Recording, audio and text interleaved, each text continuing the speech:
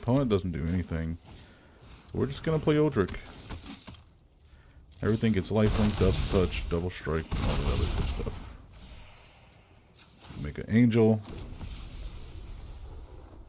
And this is what the deck does, man. Hey guys, welcome back to the channel. It's Gnome here, and today we're checking out Odric Lunarch Marshal. This deck really surprised me by how well it performed.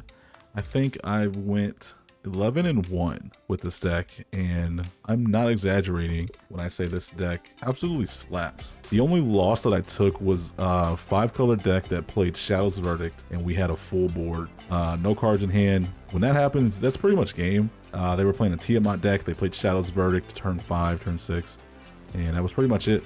You can't really come back from something like that.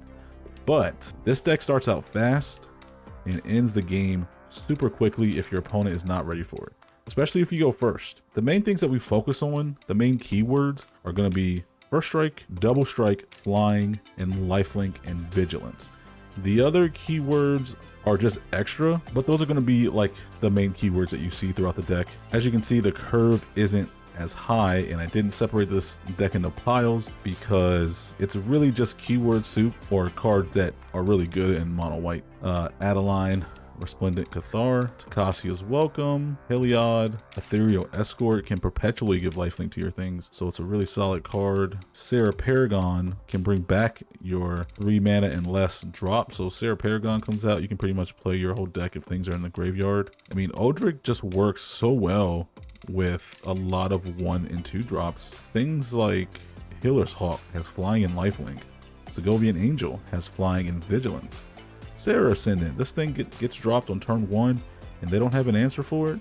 This thing is going to become 6/6 with lifelink and flying so quickly. It's going to get out of hand. Swooping Lookout has flying and vigilance. Speaker of the Heaven has vigilance and lifelink. Keep in mind, all these are 1 mana things. So 2 keywords for 1 mana, call that pretty good. And it doesn't really stop there. Our equipment gives keywords, Death Touch and Lifelink from Basilisk Collar. Shadow Spear gives Trample and Lifelink. Eater of Virtue is a sweet card in here, and this was mentioned by one of my channel watchers. Suggested Eater of Virtue, and it actually won me a game against Atraxa. Everything kind of synergizes really well, and the fact that a lot of other things in the deck really aren't that scary until Odric hits the field. And at that point, sometimes you have stuff to protect it, like a Teferi's Protection or a Brave the Elements. It's pretty much GG's if they can't get rid of Odric in the first or second turn, and that really just depends on your board state. A really funny card in the deck that I was surprised by is the Priest of Possibility. I know this is an alchemy card, so a lot of people aren't going to like it, but this card, if it hits the right things, this is going to be your keyword soup on 1 creature. Odric's going to love the Priest of Possibility. The curve is small. We're running 37 land. I know that sounds crazy, but I had to cut just enough to get everything in here that I wanted. Plus, you know, since our curve is small, we don't really need that much land. So 37 is a sweet spot. I wouldn't go lower than that though. That's pushing it, I would assume. The gameplay is going to speak for itself. So let me know what you think of the deck. Without further ado, let's get right into it and let's see how the deck does, shall we? Oh man, we go first against Atraxa with this hand? Sign me up. All we have to do now is just hit our land drops and we'll be golden. What do we want to play first? Let's play Sarah Ascendant first, since it has lifelink. As soon as we get 30 life, this thing is online. They could play Duress, yeah.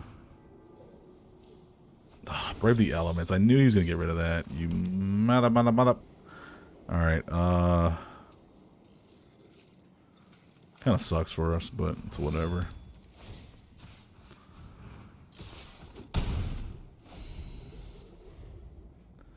So it depends on what kind of Atraxa they're playing. If they're playing just all removal tribal Atraxa, then it could be bad for us, but especially if we don't hit our land drops.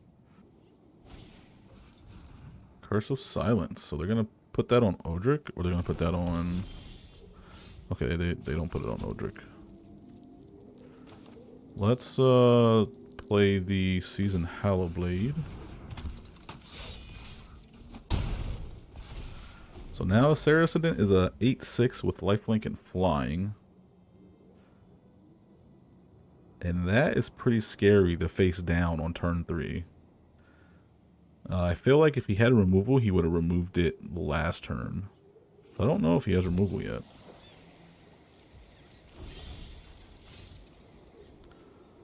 I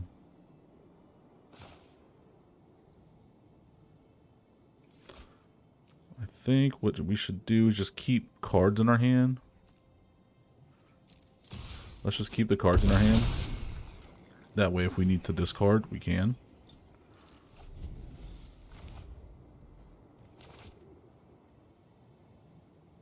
To keep the Seasoned Hallowblade from getting destroyed. Wrath of God, okay. Let's throw back the Segovian Angel.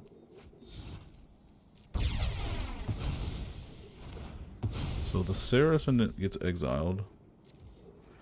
But the Eater of Virtue gives us a +2, so we good game the Atraxa. GG's. Way to play that. We did that with 3 lands. And he got rid of our Brave the Elements. This deck is just super good sometimes, man. That's what, you know, it helps that we go first, for sure. It definitely does. But GG's. Alright, we go first against Sheoldred the Apocalypse. This is a pretty damn good hand. Let's keep it. Going first is also a plus. Speaker of the Heavens, nice. Turn 1.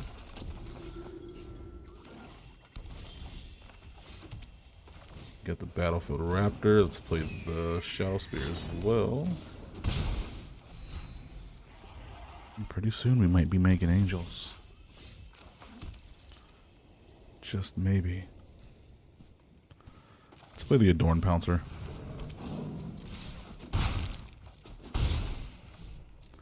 Pass the turn. Something's gonna die, right? Alright, opponent doesn't do anything. So we're just gonna play Odric.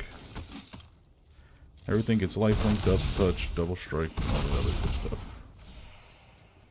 Make an angel. And this is what the deck does, man. You gotta worry about this 4/4, but you also gotta worry about the Speaker of the Heavens now. Sheoldred. That will not save you. That's GG's. That's good game. That was way quicker than I would have thought against the Sheoldred deck. They didn't have no removal? That's insane. GG's. Alright, we go first against Get Rock Monster. I like this hand a lot. Turn 1 Sarah Ascendant, turn 2 Selfless Spirit, turn 3 Linden. And if we get our 4th land drop, we Odric, and then everything gets Vigilance, everything gets Flying, everything gets Lifelink, and a ton of life. Sarah Ascendant gets to be a 6/6 with Flyer at that point. I don't know, man.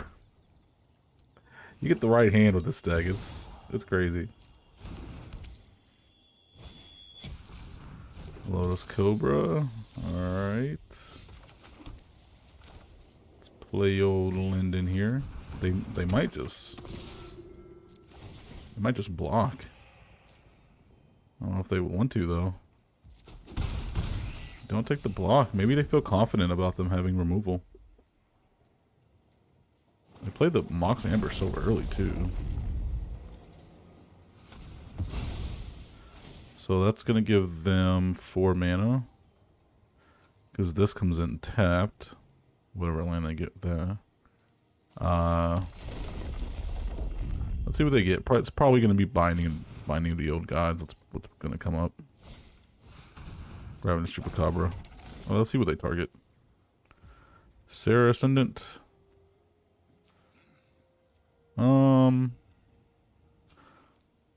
Let's sack the Selfless Spear for that.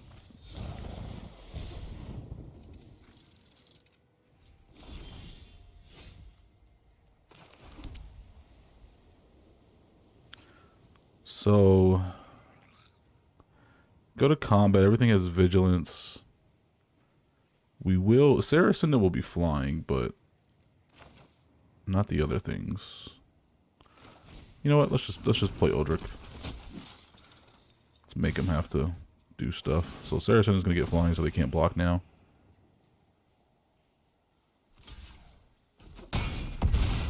It's a big flyer. It's a big flyer in the air. They're gonna have to choose between destroying the Odric or destroying the Saracen. And if they just want to play Gitrog, then they'll be in real trouble, because then we just leave open mana for Unbreakable Formation, and they'll have to decide what they want to do. That's if they play Gitrog, though.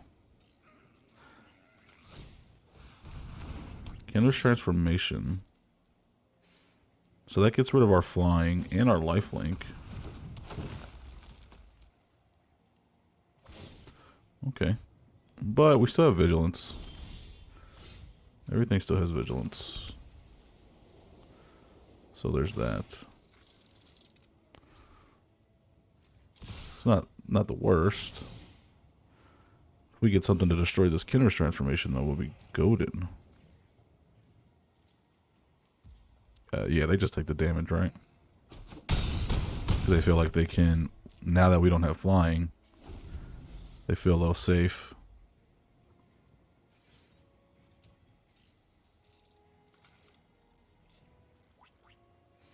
Which they could. I mean, they have 4 cards in hand.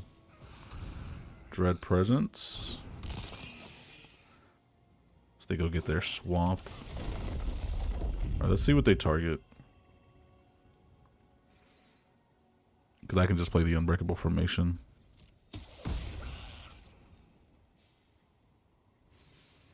Because they're going to sack the Fable Passage and then kill the Linden with like that. But I'm just going to let them target it and then play the Unbreakable Formation.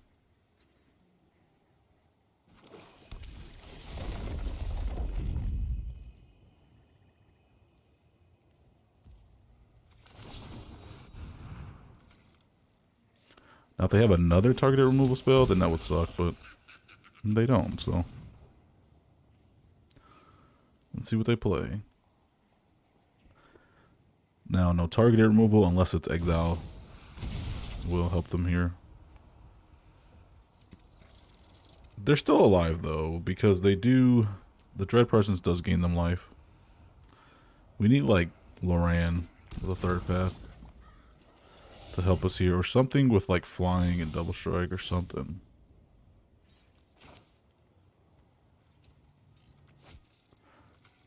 We need something. Alright, let's do this. We can draw some cards. Brave the Elements.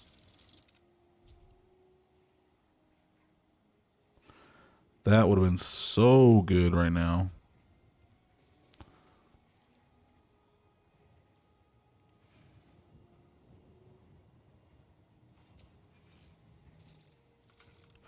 They get the Skull Prophet, they could just block with it, right?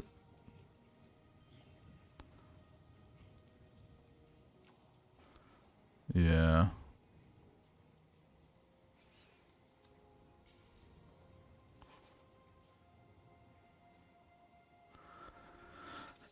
It's a tempting choice to attack here. We attack, they just block with the Skull Prophet. I don't think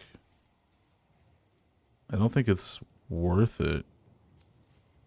I really don't think it's worth it. They want to block with the Skull Prophet. That's what they went and got it for. I assume that's what they got it for. They also got it for the mana base, I guess.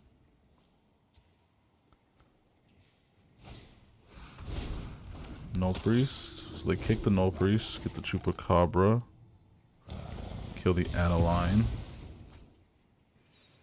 Okay.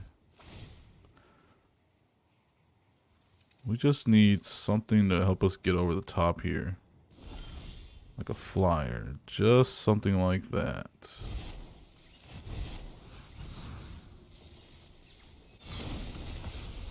And we draw a card off of the Jacasia's Welcome.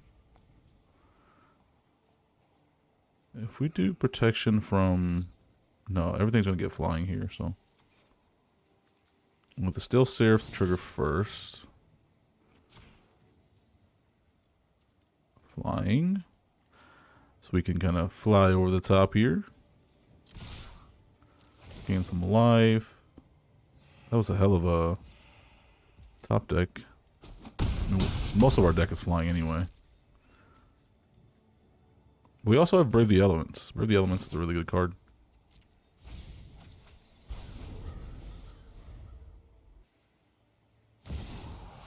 Here comes a Get Raw monster. So now the Curated can tap for 2 instead of 1. And they have the Mox Amber Manglehorn. So we do protection from green. Brave the Elements. And that's gonna do it. We got through, man.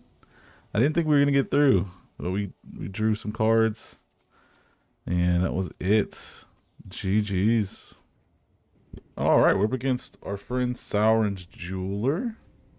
Always love the name. Always get a good kick out of that name. Do we keep this? I think we do. We're up against Geth. So, Graveyard Reanimator. He says, we shall see. Hopefully we hit our land drops.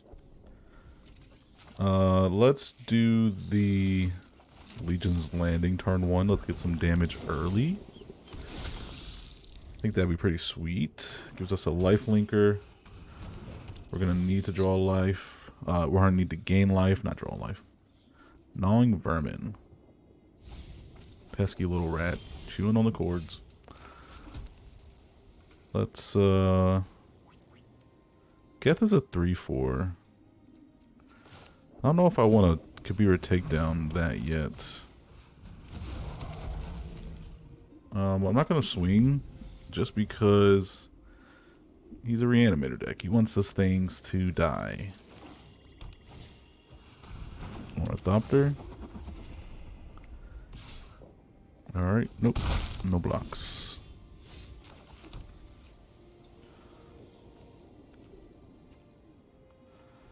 Let's do... Adorn Pouncer might just die, though. Okay, let's just do the Anointed Pouncer, or the Adorn Pouncer. Probably just dies to removal, but it is what it is. Ooh, we have to discard. What do I get rid of? It could be a Takedown, which could be a land, or the Skitterfang. Skitterfang could probably just die, right? Yeah, let's get rid of the Skitterfang. 'Twas unfortunate.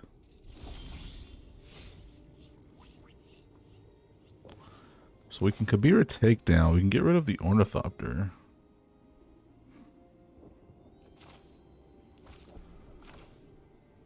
But we don't hit our land source, but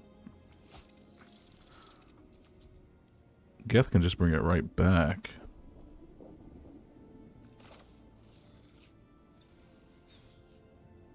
Yeah, I think that's what we do. Let's do it.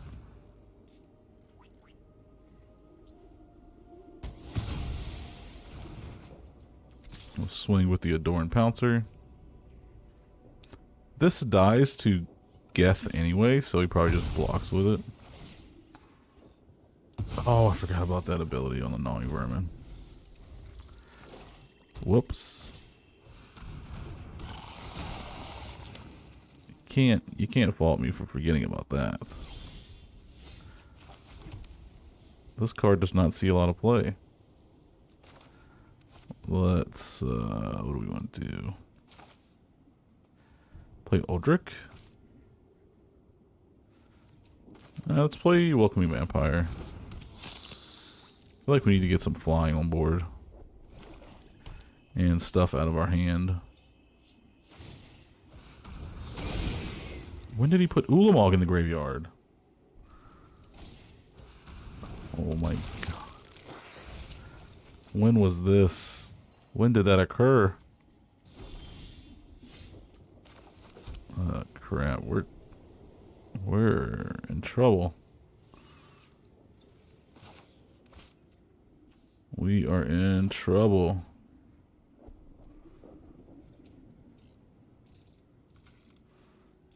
Yeah, it's not looking too good for us, I'll tell you that much. It's not looking too good at all.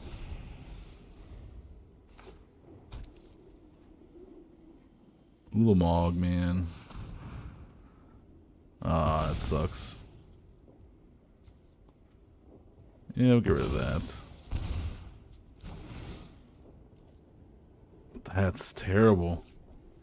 How are we gonna get around this Ulamog? I don't know.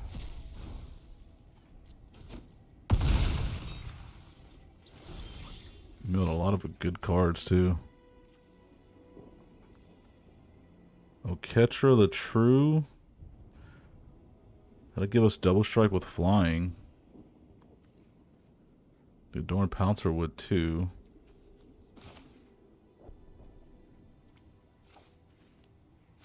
Yeah, let's just play it.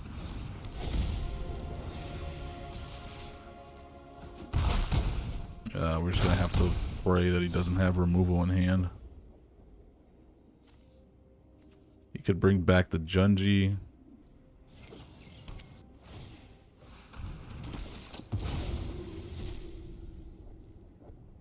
So what, wait, what happened there? Oh, it's a 2/1, so it just dies automatically. Yeah. So Odric's gonna die to the Liliana. So we need to draw.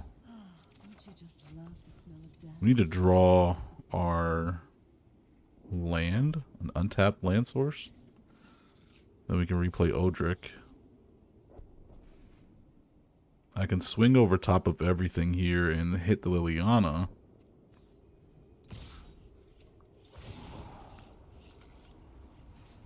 Yeah, he's exiling a lot of good stuff.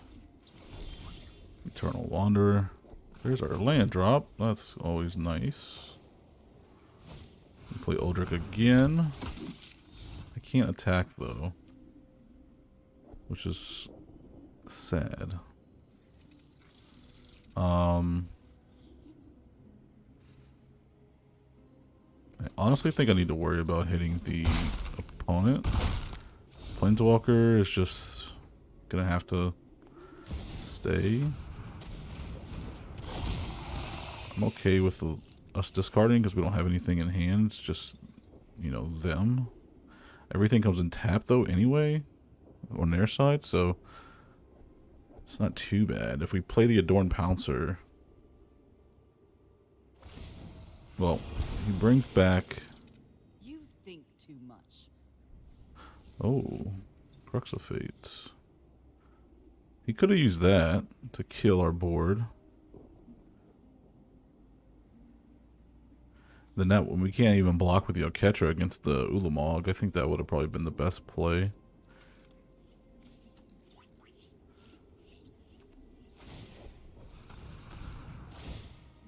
Brings back the Young Necromancer. Brings back Junji, but Junji's going to be tapped.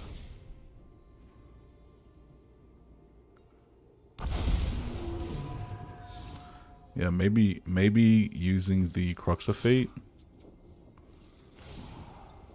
Using the Crux of Fate there, I think, would have been the play.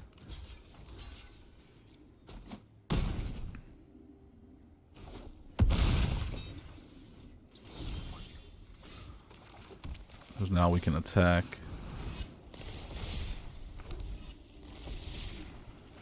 Yeah, let's get some life gain going here.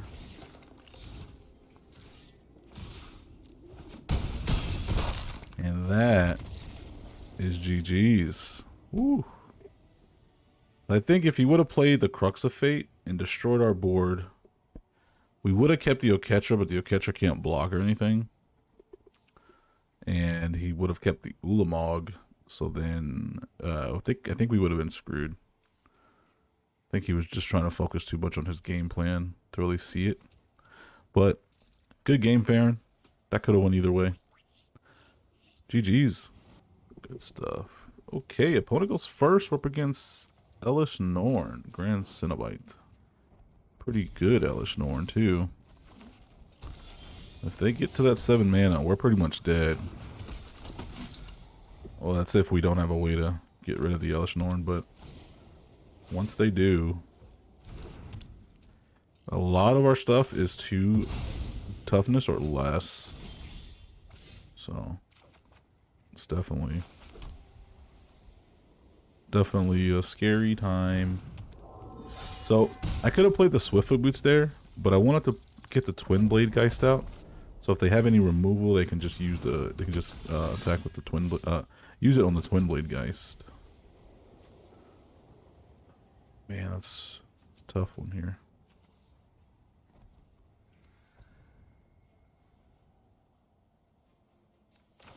Let's play Mecha Godzilla. Ooh, it gives it Death Touch. Nice. So we'll block the Adeline if push comes to shove. He wants to attack with it.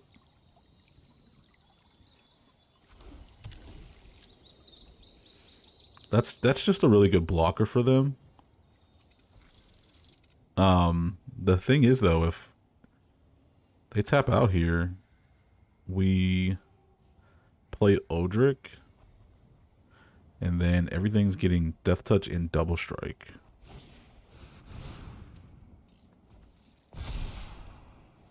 Adeline gets Double Strike.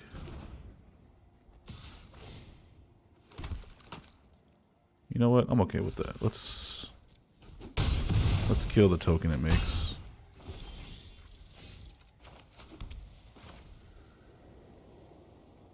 Let's play.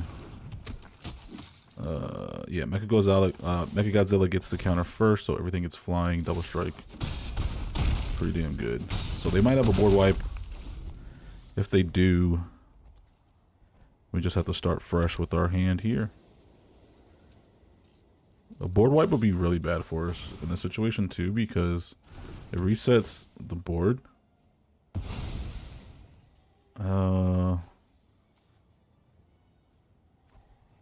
Ossification. Yeah, we'll move to the command zone. I don't have any enchantment removal.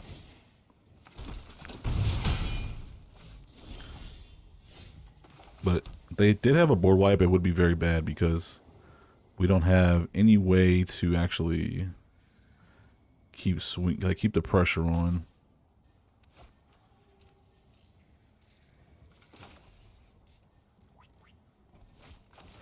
Let's play the Mind Stone. We'll play the Swiftfoot Boots. The Swiftfoot Boots on the Mecha Godzilla. Now has Vigilance. And if we hit our land drop, actually, even if we don't, if they leave the Mind Stone alone, 2, 3, 4, 5, 6, that we have one more turn that we need to deal with. Their things. Be nice if Mechagodzilla had first strike or something. Ooh, Cleansing Nova. Yeah, I had a feeling they had it. I had a feeling they had it.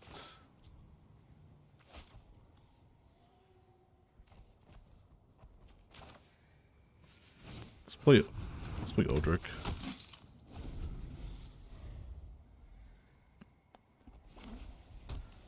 Play Elish Norn. Defiler of Faith. They don't play Elish Norn yet. Well, everything in our hand pretty much is power, toughness 3 or more, but we're more worried about the power now than anything.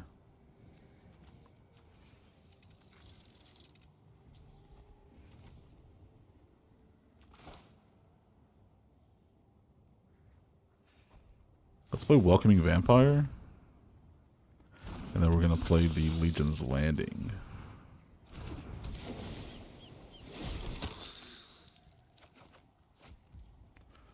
There's our land, so that's good. I think I'm going to actually... What does this do? I think I'm going to actually put the Swiftfoot Boots on the Welcoming Vampire. Given that haste. Everything gets flying.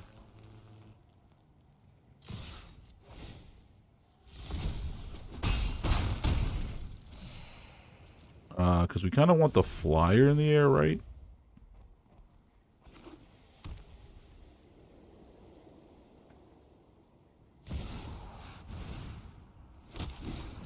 No snoring, so our token dies. It's a 7/7. We have no way to really get through that.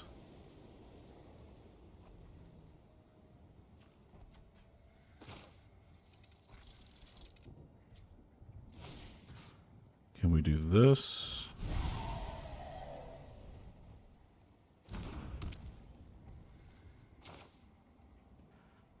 We do this, and we play Heliod. That should be enough.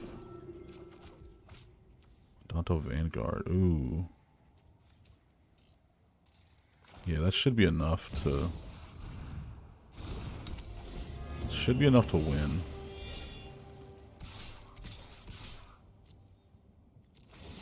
GG's. Wow. Woo! I had to think about that for a second. I was like, I don't know if that's enough, but it should be enough. Because we had just enough white devotion. Oh no, it was 6. 6 with Heliod on the field. But with Linden, Welcoming Vampire, and Odric, that's 5. That was a tough match, man. GG's. We are up in a mirror match against our own Odric. This is going to be interesting. Very interesting. We go first. I like the hand we have. I feel like we should win with this hand, but it all depends on what they have as well. So let's see, man. The thing is with this matchup is that I don't know. Like it really all depends on what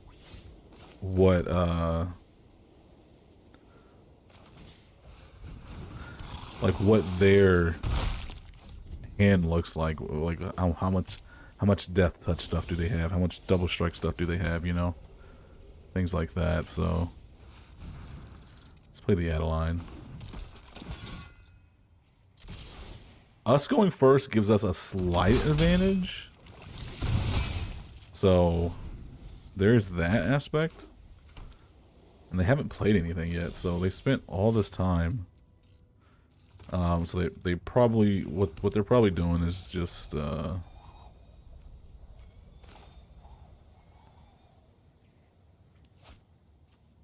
let's play out Heliod. Heliod had an indestructible. But what they're probably doing is baiting us into playing all our stuff out, and then they're gonna board wipe so that they can have a clear board to play against us. They get a land here, they play a board wipe, and or it might be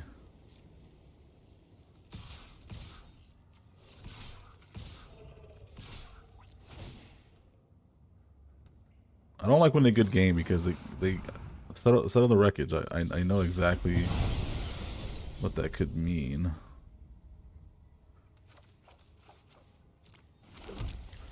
Don't try to bait me into a good game. I know what you're doing. We might as well play... Actually, let's not. Let's play the Warhound. And then we're going to pass the turn.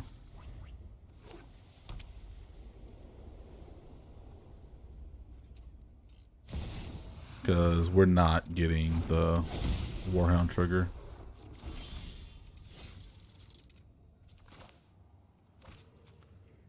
Flying, Vigilance, Lifelink. This will give us the devotion we need for Heliod to come with a creature, and then we play Odric. This will give us indestructible.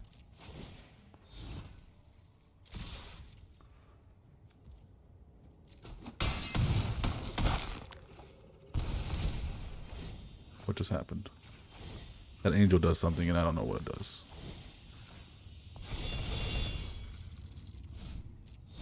What does this do? Your life total would be reduced to 0 or less. Instead, transform Enduring Angel and your life total becomes 3. Enduring Angel didn't transform this way, you lose the game. So now it has power token each equal to the life total. Attacks double your life total. Okay. So we still win.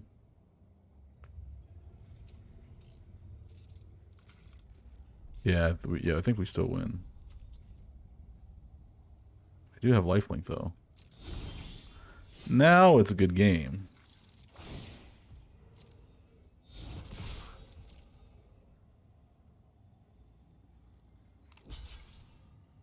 Because their board just dies, right?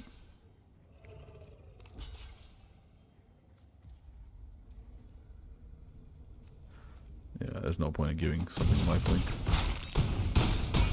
Everything has first strike on my board, so they won't even gain no life. Because that first strike damage goes through first. GG's. He had a plan. Set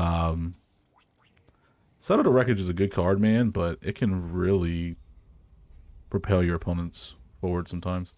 But that's when he didn't play anything for like the first 3 turns. I'm like, okay, he's got a board wipe that he's holding up, and that's why I decided not to play anything else. And when I attacked, I didn't attack with everything because I felt like he had a Set of the Wreckage. We could still, if he didn't, we just win with what we swung with. And then Heliod is indestructible, so Heliod stays on the field. And not against Set of the Wreckage, but against like other board wipes. So I just felt pretty confident in that. So GG's. All right, we go first against Oyamanatarek, however you say it. Is this a good hand? We do go first, so Mana Tide's really good when you go first. I don't like not having a turn 1 creature, but it is what it is. Mana Tide is cool when you go first because usually your opponent's trying to catch up with like rampant things. So Mana Tide is just a fun card to have. Especially when you're playing an aggro deck like this where every piece of mana kind of counts. And your opponent taps out to do like a board wipe, you can Mana Tithe. We'll just Mana Tithe this Cold Still Heart. And that kind of screws us up because now we don't have anything to play. But that's also why I wanted to Mana Tithe, because just in case we didn't draw our lands, which we don't, they don't get ahead of us too quickly. I feel like sometimes you just have to do it. Do it early. Yeah, let's play the Adeline. Get the creatures on the board. Simic has a hard time dealing with big wide boards, so unless they're playing stuff like River's Rebuke and things like that. Let's play our Ganjo, because that's gonna be sweet. Let's play out Odric, man. I feel like we should have played like Lauren to get rid of the Trail of Crumbs, but getting the aggro game plan online is what we wanted to do, and that's exactly what we did. I feel like they didn't have a way to get rid of anything. This deck is so fast, man. GG's.